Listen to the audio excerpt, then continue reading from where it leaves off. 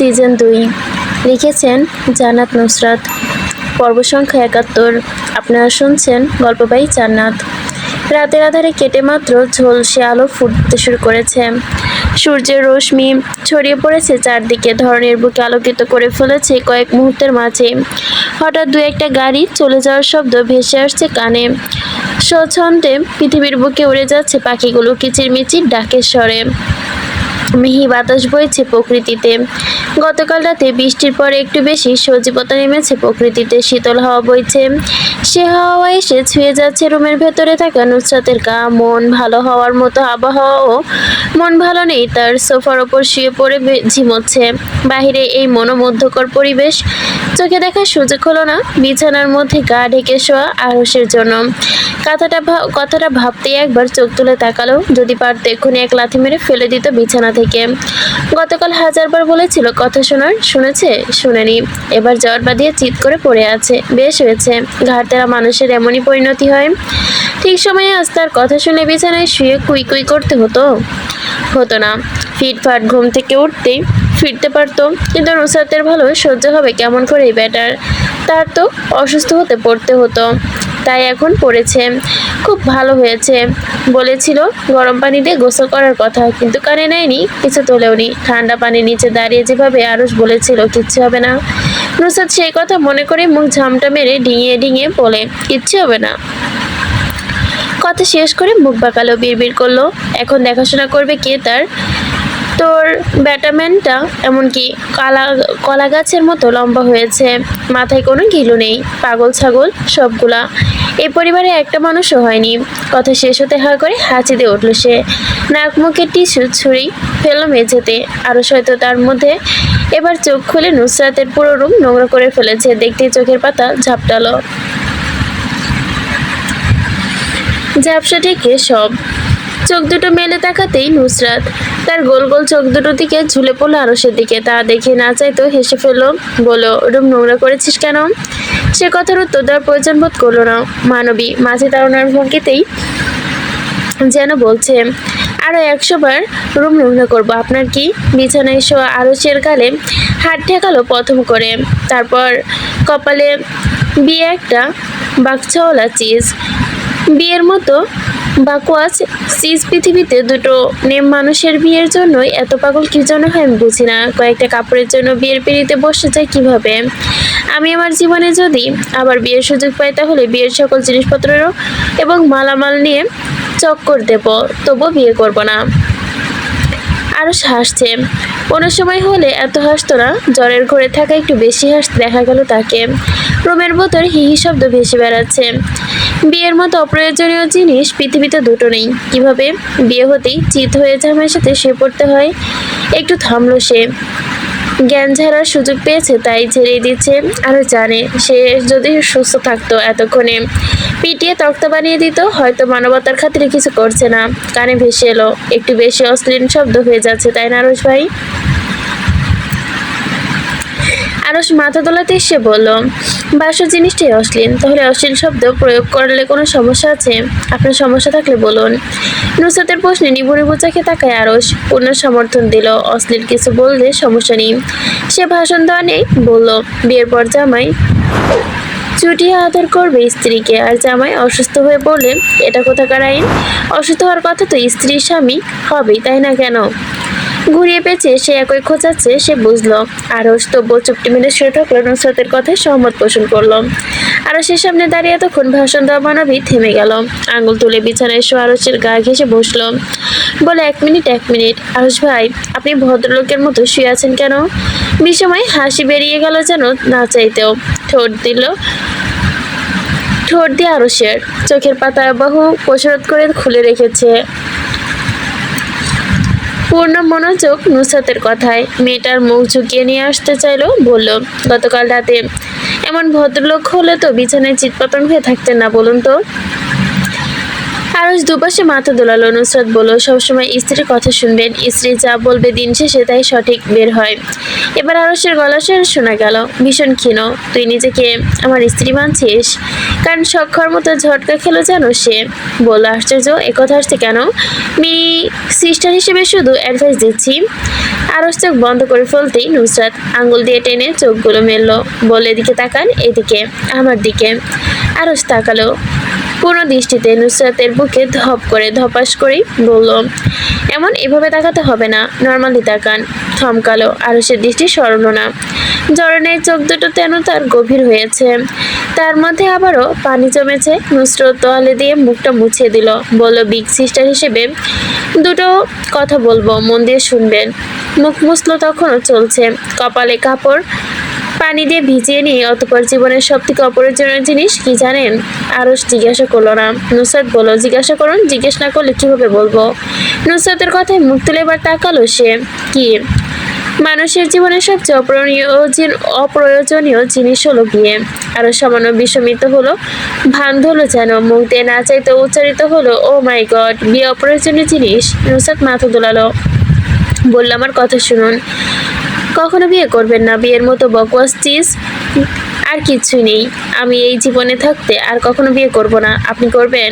আর শেষে ফেলল। নুসরাতকে ধাক্কা দিয়ে বলল, বলুন, করবেন?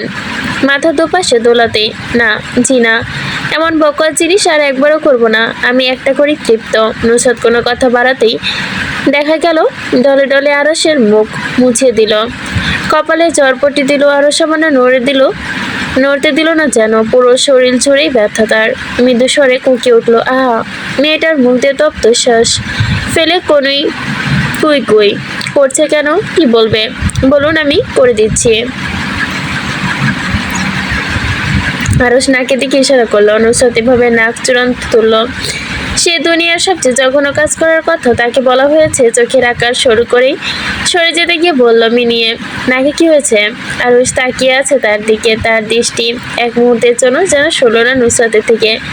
ড্যাব ড্যাব করে চেয়ে থেকে এমনভাবেই মৃদুস্বর উচ্চারণ করলো, নাক পরিষ্কার করব। লাফ মেরে সরে যেতে যেতেই তার হাতে আরশের মুঠোবন্দি। আমি কি করব? আপনার হাত দিয়ে করুন। শরীরে হাত পায়ে সব ব্যথা। হাতে দেখুন, নাড়াতে পারেন নাকি? আরশ দুপাশে মাথা দোলালো। সে পারবে না হাত নাড়াতে। নুসরাত সব জানে নাটক, তার সাথে নাইনটি করছে এই লোক। তবু অসহায় চোখে তাকে বলল, এখন কি আমার আপনার নাক পরিষ্কার করে দিতে হবে? কথাটা ভেবেই ছি করে উঠল। মুখে বিকৃতি ঘটিয়ে চেহারা সরিয়ে ফেললো। বলল, পারবো না আরশ ভাই, অন্য কাউকে দিয়ে করান। আরশের কথা বাড়াতেই মতো শক্তি হলো। এ কথার বিপরীতে হাজারটা কথা বলতে গেলেও আজ আর ইচ্ছে করছে না। ক্লান্তিরা ভিড় করেছে। চোখ শান্ত থেকে শান্ত। নুসরাত হাত বাড়াতে আর পিচ্ছল। ঘৃণায় গা ঘি ঘি করলো। মাথা দুদিকে নাড়িয়ে ছেড়ে বৃথা চেষ্টা প্রচলন। বিরক্তিতে তিতে উঠে বলল, বলেছিলাম কথা শুনলে কি আর আজ এমন নাক পরিষ্কার করে দিতে হতো বলুন? হয়েছে, এখন বুড়ো বেটার নাক আমাকে পরিষ্কার করে দিতে হবে। আপনি আসলে সমস্যা। কথা শেষ করে কনিষ্ঠ আঙ্গুল বের করে দিয়ে বলল, পিঙ্কি প্রমিস করুন, কাউকে এই কথা বলবেন না। আরো স্পট করে তার সরু কনিষ্ঠ আঙ্গুল নিচের আঙ্গুলে পেঁচিয়ে নিল। বলল, প্রমিস। নুসরাত বা হাত দিয়ে ভীষণ গায়ে গই করে তার নাক পরিষ্কার করে দিল। বারবার মুখ ঘুরিয়ে নিতে আরো সেটা দেখে না চাইতে কুটকুটিয়ে হেসে উঠল। এত বছর ধরে চালানো সব সুদ যেন ডাবল করে তুলছে এতদিনে। তার ভাবনার ভেতরে ওয়াশরুমে যেতে দেখা গেল নুসরাতকে। পানির শব্দ আসছে। ঘষে ঘষে নিজের হাত ধুচ্ছে। ভেতরে 10 মিনিট যাবৎ চলল নুসরাতের হাত ধোয়াধুয়ি।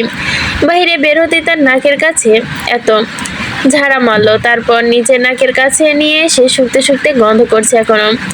নিজেকে ভালো করে শুকে আরশের নাকের কাছে হাত চেপে ধরলো, দেখুন গন্ধ করছে কি? আরশ মানা করলো। চোখ বুজে দীর্ঘশ্বাস ফেলল। সারা বছরই তোর সর্দি লেগে থাকে, এবার তো আমার সাথে নাক মুছেছিলি। আমি কিছু বলেছিলাম? আমি আর আপনি এক? কথা শেষ করতে প্রশ্ন ছেড়ে দিল আরশ। এক না? অবশ্যই না। আপনি হলেন স্বামী, আমি হলাম স্ত্রী। কথা বলতে বলতে এসে বিছানার কাছে বসে কপালে হাত রাখলো। জ্বর নেমে গেছে কিনা পরীক্ষা করতে। সেই সুযোগে আরশ নিজের মাথাটা বালিশ থেকে সরিয়ে নিতেই কোলে রাখলো তা স্ত্রীর। বলল, কি স্বামী স্ত্রীর গান লাগছে তাই না? আপনি স্বামী আপনি স্বামী। নুসরাত কিছু বলতে যাবে আরশ ক্ষীণ হাতটা টেনে ধরল।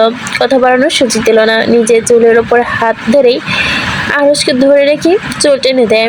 আমার একটা কথা, আর একটাও কথা না, একটু ঘুমাবো আমি। আরশের কথা বিনা বাক্যে মেনে নিল মেয়েটা। অন্য সময় হলে হাজারটা কথা বাড়াতো সে। নিজের জীর্ণ হাতে লম্বা লম্বা আঙ্গুলে হাতগুলো সিল্কি চুলের ভেতরে ডুবিয়ে আলগোছে টেনে দিল। সাধারণ দেখতে লম্বা লোকটা, চুলের দৈর্ঘ্য তার থেকে বেশি লম্বা এখন মনে হলো নুসরাতের কাছে। পেটের কাছে গরম নিঃশ্বাস পড়তেই ঘন ঘন একটু পূর্বে শব্দ স্বস্তি ফেলছিল আরশ। তার কানে একটু লেগে আছে যেন নুসরাতের। সে নিচু হয়ে বসে তার চুলে হাত বুলিয়ে যাচ্ছে। বাহিরে আবারও ঝড় বৃষ্টি শুরু হয়েছে। আরশ কখন মাথায় নিয়ে শুয়ে পড়েছে। নুসরাতের পা অবশ্যই আসছে সময়ের সাথে সাথে। নড়চড় এখন জায়গা থেকে সরা হচ্ছে না তার। সর্দির চোটে নাক মুছতে মুছতে লাল করে ফেলেছে। টিস্যু হাতে কাছেই নেই। কি করবে বুঝে উঠতে পারল না। তাই হাতের কাছে থাকা আরশের তোয়ালেটা নিয়ে নাক মুছল। রুমালের ভেতর খুব ধীরে ধীরে একটা গান বাজছে। ঘুমন ভাব দূর করার জন্য একটু পূর্বে আরশ মোবাইলে বাজিয়ে রেখেছে তার নিজের ইচ্ছা করছে ধারাম করে পড়ে হাত পা ছড়িয়ে ঘুমাতে। আফসোস তা সম্ভব না। আরশের মাথায় আবারও চলপটি দিয়েই চোখ পড়ল মোবাইলে। অনবরত বাজছে। সাউন্ড অফ করতে থাকায় এতক্ষণ শোনেনি। হাতে তুলে নিতেই কল পিক করলো। কানে লাগাতে অশ্লীল শব্দ বিশ্রীভাবে চেঁচিয়ে উঠল ইরহাম, আম্মা, তোকে নাকি ছোট ভাই খেয়ে দিয়েছে। কথাটা শেষ হওয়ার আগেই মোবাইলটা তুলে সরিয়ে ফেলল নুসরাত। চিৎকার করে কথা বলে হে হে করে হাসছে। মানে মনে হচ্ছে দুনিয়া সবকিছু সে পেয়ে গেছে। নুসরাত মোবাইল কানে লাগালো না। লাউটে নিতেই, তুই কি সৌরভীকে খেয়ে দিয়েছিস? এটা আমি তোকে জিজ্ঞাসা করেছি। ইরহাম থমথম খেলো, কিন্তু সেকেন্ডের জন্য সে ভুলে গেল কিভাবে নুসরাতকে কিছু বলবে। আর তাকে খালি হাতে ফেরাতেই নুসরাত পরমতেই খিখি করে হেসে উঠল। জিজ্ঞাসা করলে অবশ্যই বলতাম। জানতে চাস? নুসরাতের জানে ছেলেটা মজা করছে, তাই বলে ফোন ডাকছি, রেখে দেখ। কথা কেটে দিয়ে জিজ্ঞাসা করলো, কি করবি তুই? খ্যাঁকে করে বিশ্রীভাবে হেসে উঠল। সুরভিটা হাসির শব্দ। দুটো মিলে এই সাত সকালে তাকে জ্বালাতে কল দিয়েছে। ইরহাম শিয়াল ধরার মধ্যে খিক করছে। ক্যামেরা এক্সপ্রেস করছে। সব যাই না নিমো, দেখা নিমো। কর্কশ গলায় ভেসে এলো নুসরাতের, কি দেখবি তুই? ইরহাম ভিডিও কল দিল নুসরাতকে। বুড়ো নাচে বলল সব। ক্যামেরা কিছু না পেলে কিভাবে দেখবি তুই? বুড়ো গুটিয়ে বলল, মানে? হাত দিয়ে সব সরিয়ে দেওয়ার মতো করে দেখালো নুসরাত। ধীরে ধীরে গলা নামিয়ে ভীষণ গোপনীয়তার সাথে বলল, সব ফিনিশ। ইরহামের কথাটার মানে বুঝতে 2 সেকেন্ড লাগলো না। সে জানে নুসরাত সব ডিলিট করে দিয়েছে, বিন্দুমাত্র স্কোপ রাখবে না তাকে চালানোর। কিন্তু ইরহাম তো ছেড়ে দেওয়ার মতো পাত্রী নয়। চোখ দিয়ে ছোট করে দেখলো কিছু পাওয়া যায় কিনা। পিংস করার মতো ভালোভাবে চোখ দাবিয়ে হু হু করে হেসে উঠলো, ওয়াও, দেখি স্বামী সেবা হচ্ছে। নুসরাত বুড়োদয়ের মাঝে ভাঁজ করেন, তোর সমস্যা? সৌরভীর পাশ থেকে দেখে দেখি বলে উকি দিল। তারপর বলে, আসলেই দেখি স্বামী সেবা হচ্ছে। এই দুটোর কথা শুনেই নুসরাত এই মুহূর্তে বিন্দুমাত্র আগ্রহ পেল না। তাই বলল, রাখছি। ইরহাম উহু উহু করতেই চুপচুপ করে শব্দ করে। এটা নুসরাত না, নির্ঘাত কোনো পেতনি ভর করেছে। না হলে নুসরাত ছোট ভাইয়ের সেবা করবে? অসম্ভব, আমি বিশ্বাস করি না। খ্যাক করে ওঠে নুসরাত, তোর বিশ্বাস করার ধারে ধারে কে? ইরহাম আঙ্গুল তুলে একবার মোবাইলের ভেতর ঢুকিয়ে দিল। শাসিয়ে বলে, একদম আমার সাথে জবাব চালাবি না। সম্মান দে। ব্রিক বাঁধার হই তোর, গনে গনে 13 দিনের বড়। নুসরাত বিড়বিড় করে বলল, 13 দিন তোর পেছনে ভরে দিব শালা। সাধারণ কথাবার্তা অন্যদিকে গড়াচ্ছে দেখে সৌরভী মোবাইল কেড়ে নিল। ফোন টিপে হাসলো। জিজ্ঞাসা করার ভঙ্গিতে বলল, বিটকেলের মতো হাসছো। মোবাইলের ওপাশে মেয়েটা, গতকাল রাতে তুই নাকি ছোট ভাইয়ের সাথে ছিলি? তো শুনলাম মুরব্বি হয়ে গেছে। নুসরাত মুখের বিকৃতি ঘটালো। এইটা না চ্যাটকা দিব একটা বিষয় নিয়ে। সে তো তাদের এসব বিষয়ে গিয়ে খোঁজাখুঁজি করেনি। তাকে নিয়ে কেমন হাহাহি করছে এরা। কেন, দুনিয়ায় কি আর কোনো ভাষাটা হয় না নাকি তারাই ফার্স্টই করেছে, পাপ করে ফেলেছে? গতকাল রাতে এখানে আসে কি নুসরাতের বড় ভুল ছিল? দ্বিতীয় ভুল ছিল ইরহাম আর সৌরভীকের ফোন ধরা। দুটোকে এখন বিষের মতো লাগছে তার কাছে। খ্যাক খ্যাক করে হাসি শব্দে মাথা ধরছে। তাই মুখের ওপর ধপ করে ফোন কেটে মোবাইলটা রেখে দিল। আরসের গালে ঠাস করে একটা চর বসিয়ে দিতেও ভুলল না সে। অসুস্থতার জন্য ক্ষমা করে দিল, না হলে টুকরো টুকরো করে রাখতেই লোকটাকে। আকাশের দিকে তাকিয়ে স্নান দৃষ্টিতে ইসরাত শূন্যতায় ভরপুর করেছে কিছুটা। আজকাল শূন্যতায় সব দিকে তাতো, সেদিকে তাকাতেই সে মরুভূমি নেই খখা শূন্যতা দেখে। চুপচাপ বসে আছে বাহিরে তাকিয়ে, স্বাভাবিক সুস্থ কর্মে গিয়ে বহু পূর্বে। দেহের অন্য অংশের তুলনায় পেট যেন সামান্য উঁচু, নাকে ডগা কিছু একটা হচ্ছে। সে বুঝতে পারছে অসুস্থতায় কাবু হবে শিগগিরই। চোখ দুটো জ্বালাপোড়া করছে গতকাল রাত থেকে, আগের দিনেই আরো ঠান্ডা করেছে।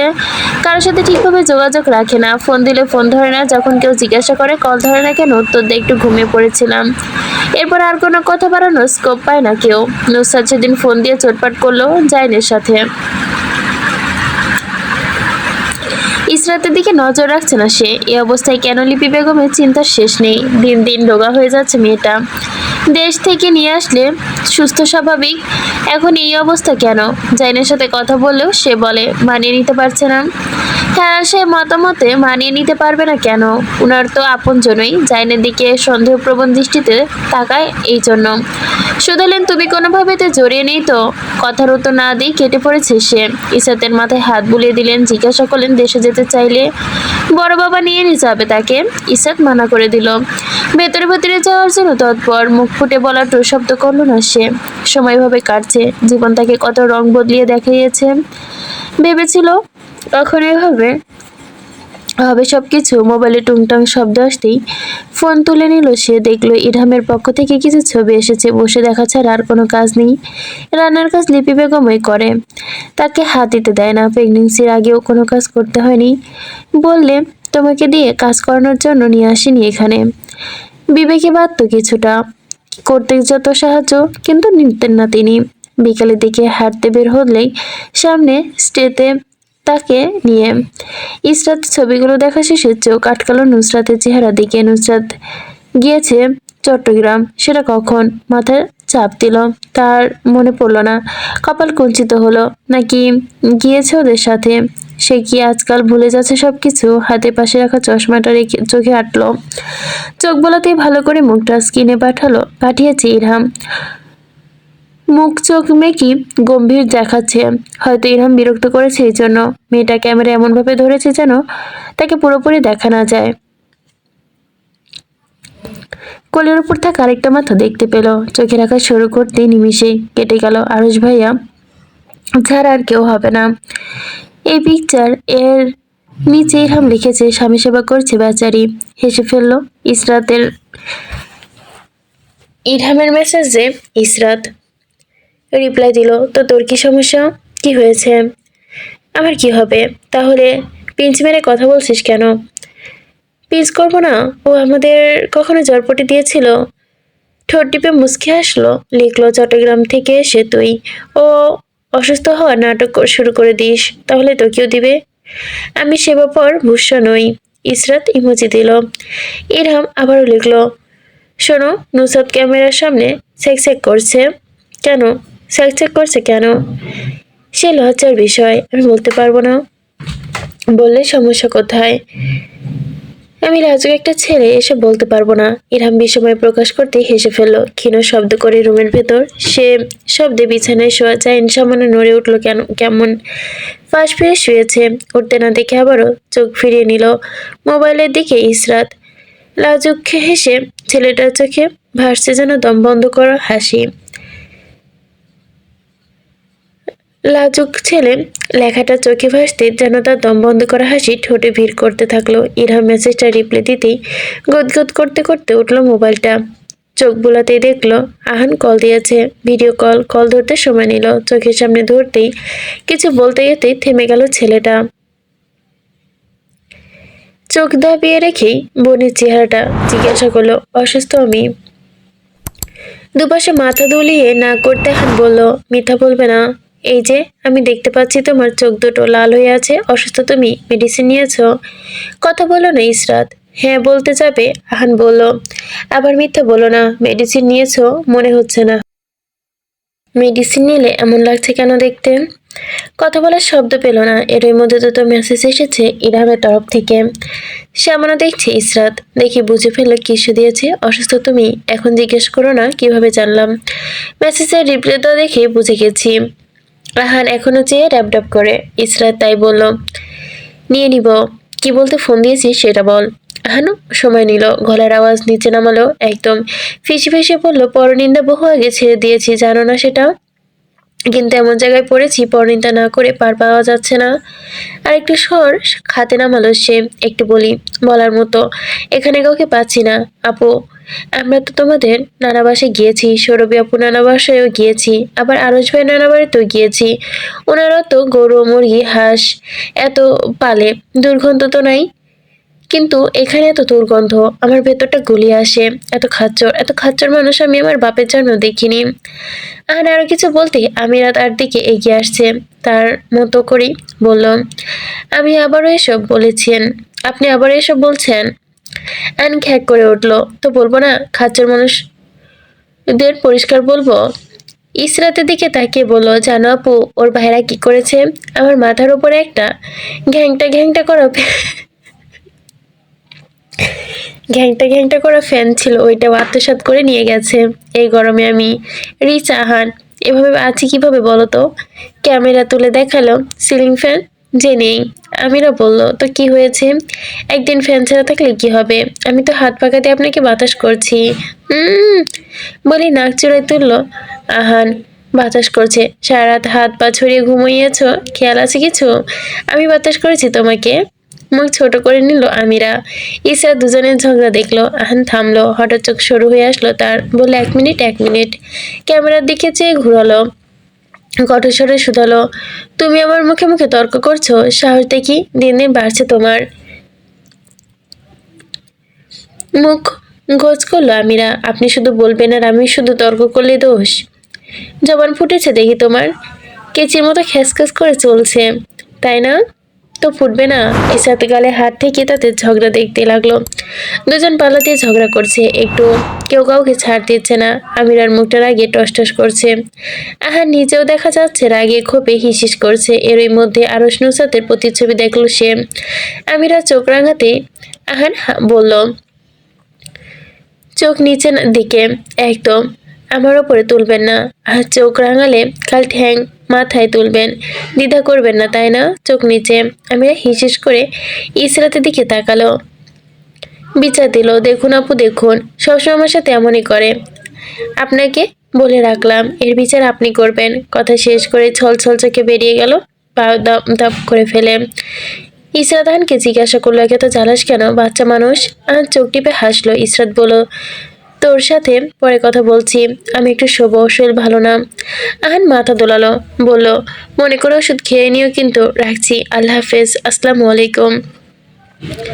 দীর্ঘ এক সালাম দিয়ে ফোন রাখলো আহান। ইসরাত উঠে যখন দাঁড়ালো, মাথা ঘুরিয়ে উঠলো, আশপাশটা ঝাপসা দেখলো, পা হড়কে পড়তে যেতে নিজেকে সামলালো।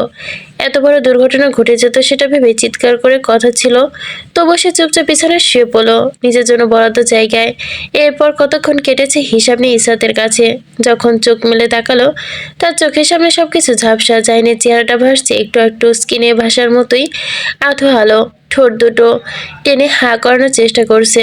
ইসরাত মুখ খুলল না, ঠোঁট দাঁড় চেপে রইল, জোরাজোরি করছে। সেটা ভাবতে সময় নেই তার। সে আবারও চোখ নিভে আসছে, কানের কাছে ভুভু শব্দ হচ্ছে যেন। চোখ খুলুন ইসরাত, দয়া করে বন্ধ করবেন না, হা করুন, সব ঠিক হয়ে যাবে, আমি সব ঠিক করে দিব।